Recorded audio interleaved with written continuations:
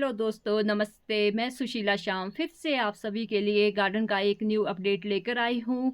तो आज जो मेरा अपडेट है उसमें मैं आपको मिलवाती हूँ एक ऐसे प्लांट से जो कि बहुत ही ज़्यादा गुणकारी प्लांट है। हमारे गार्डन में शोभा तो बढ़ाता है हमारे गार्डन की, बट उसके अलावा वो एक जो कि आयुर्वेदिक में भी बहुत ही यूज़ किया जाता है। बहुत ही यूज़फुल प्लांट है हमारे लिए, वो एक वरदान है।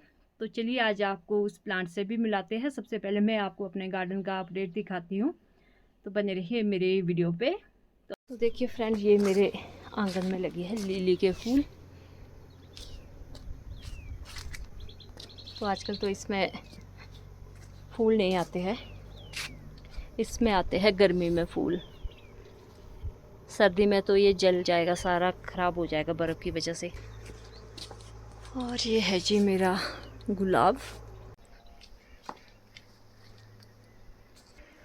तो फ्रेंड्स, आज धूप है, बहुत ही सुहावनी सी धूप लगी है, बहुत प्यारा सा मौसम है।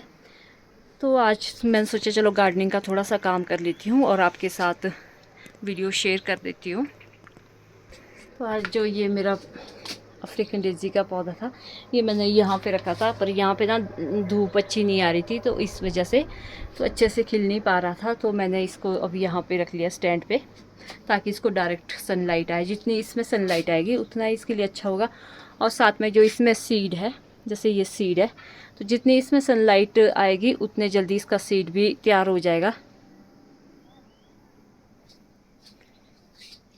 तो यहाँ से मैंने सीड कलेक्ट कर दिया है। तो यहाँ पे बिल्कुल पूरी तरह तैयार हो चुका था मेरा सीड। इसको कलेक्ट करके मैंने रख लिया है और अभी ये बाकी सीड भी तैयार होने वाले हैं। तो आज बहुत अच्छा लग रहा है कि धूप लगी है और मेरे प्लांट्स को भी बहुत अच्छी धूप मिल रही है। ये कुछ प्लांट्स ऐसे हैं कि जिनमें धूप नहीं मिल रही है। अभी सुबह के टाइम इसमें धूप लगी थी, तो अब धीरे धीरे यहाँ से धूप ख़त्म हो रही है। और एक प्लांट ये है खजूर का। अब इसका देखते हैं इसका क्या रिज़ल्ट निकलता है। सर्दी, ये पता नहीं सर्दी झेल पाएगा या कि ख़त्म हो जाएगा। कुछ मैंने प्लांट्स बाहर रखे हैं जो कि सर्दी झेल सकते हैं, और कुछ प्लांट मैंने यहाँ पे रखे हैं, कुछ ऊपर वाली बालकनी में रखे हैं।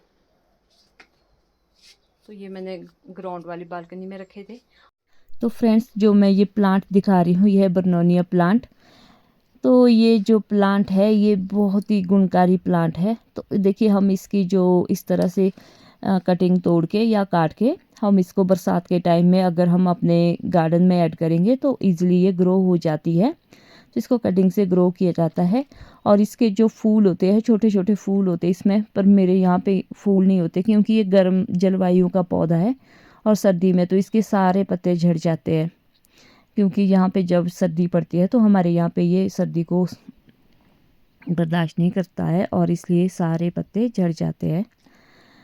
तो ये इस तरह से देखने में, इस तरह से जो इसके पत्ते हैं, चौड़े चौड़े पत्ते होते हैं, खुरदरे पत्ते होते हैं। तो ये देखने में इस तरह से होते हैं और ये कड़वे होते हैं, इसलिए इसको बिटर लीफ भी कहा जाता है। तो कड़वे की वजह से इसको बिटर लीफ भी कहा जाता है। तो ये पौधा इसकी हाइट जो जाती है 1 से 3 मीटर तक की इसकी हाइट होती है। जैसे कि मेरे यहाँ पे भी आप देख सकते हैं कि इसकी हाइट काफ़ी लंबी हो गई है। और ये टेढ़ा हो गया था हवा की वजह से, बट मैंने इसको दूसरे प्लांट में बांध के रखा है। तो ये देखिए, मैंने इसको इस तरह से बांध के रखा है। तो इसमें जो फूल निकलते हैं, इसमें हल्के बैंगनी रंग के फूल भी निकलते हैं और जुलाई से अक्टूबर के बीच में निकलते हैं, और गुच्छों में निकलते हैं, और सफ़ेद फूल भी निकलते इसमें। तो हमारे यहाँ पे तो कभी फूल नहीं निकले हैं, क्योंकि 4-5 साल हो गए मुझे भी इस प्लांट को लगाए हुए। और मैं इसको सर्दी में इसकी प्रूनिंग भी कर लेती हूँ, क्योंकि जब इसके सारे पत्ते गिर जाते हैं, मैंने लगाया है ये आंगन में, तो मिट्टी पे इसकी अच्छी ग्रोथ होती है। और गमले में तो ये उतना ज़्यादा इसकी हाइट नहीं जाती है, तो मैंने डायरेक्ट मिट्टी पे लगाया है। तो इसका जो ये है, जो टहनी है, इसकी हम दातुन भी कर सकते हैं। तो नीम की तरह होता है ये भी कड़वा, नीम की तरह ही ये भी गुणकारी होता है। दातुन भी कर सकते हैं हम इसकी। और जो जैसे कि हम इसके जो पत्ते हैं, जैसे किसी को बुखार है तो हम इसके पत्तों का काढ़ा बनाकर बुखार में पी सकते हैं, बुखार सर्दी जो भी प्रॉब्लम है।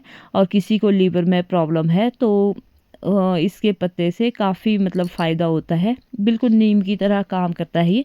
और किसी के पेट में जैसे कीड़े होते हैं तो उसमें भी ये काफ़ी फ़ायदेमंद है। इसको सुबह खाली पेट आप वो सेवन कर सकते हैं और या ऐसे भी चबा कर खा सकते हैं, बट ये बहुत कड़वा होता है।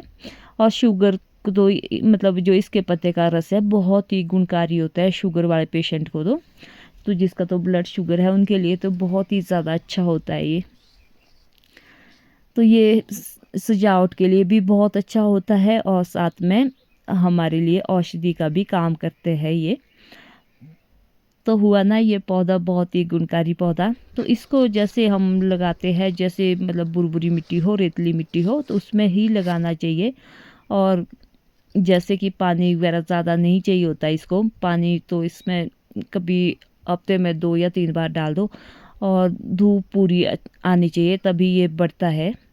तो अगर इसमें डायरेक्ट सनलाइट पड़े, जैसे अगर तो आप इसको बिल्कुल डायरेक्ट क्यारी में लगाओ ना तो बहुत अच्छी ग्रोथ होती है इसकी। तो देखिए इसके जो पत्ते होते हैं इसकी पहचान होती है, चौड़े पत्ते होते हैं और खुरदरे से पत्ते होते हैं, इसकी पहचान ऐसे होती है। तो ये पौधा बहुत ही ज़्यादा गुणकारी होता है। और जैसे कि इसको लगाने का सही तरीका ये है कि आप बरसात के मौसम में इसकी कटिंग को लगा सकते हैं, या जैसे इसके फूल में जो बीज आता है तो उसे भी आप इसको लगा सकते हैं। तो जो हमारे यहाँ पे ना पहाड़ी एरिया में ये पौधा सर्दी में तो ख़त्म हो जाता है। ये है कि जो मैदानी एरिया है हमारे यहाँ पे, जो गर्म एरिया है वहाँ पे ये सर्दी में भी इसके जो पत्ते हैं रहते, हमारे यहाँ पे तो सर्दी में लीफ फॉल हो जाता है। तो जैसे कोई औरत प्रेग्नेंट है तो वो भी डॉक्टर की सलाह से ही इसका सेवन करे। और ये कड़वा रहता है तो इसलिए इसको एक मतलब सीमित मात्रा में ही इसका सेवन करना चाहिए, क्योंकि ये बहुत ज़्यादा कड़वा होता है। ये देखिए आजकल त्यौहार का मौसम है तो ये कितना अच्छा मैरीगोल्ड का फूल, कितने अच्छे फ्लावर आए। तो ये हमारे यहाँ पे हर कहीं उग जाता है ये वाला मैरीगोल्ड। और अब ये जैसे दशहरा है, दिवाली है, दिवाली के टाइम भी ये मतलब यूज़ किया जाता है। तो ये भी हमारे गार्डन में बहुत अच्छे वो देता है, शो देता है ये वाला मैरीगोल्ड भी।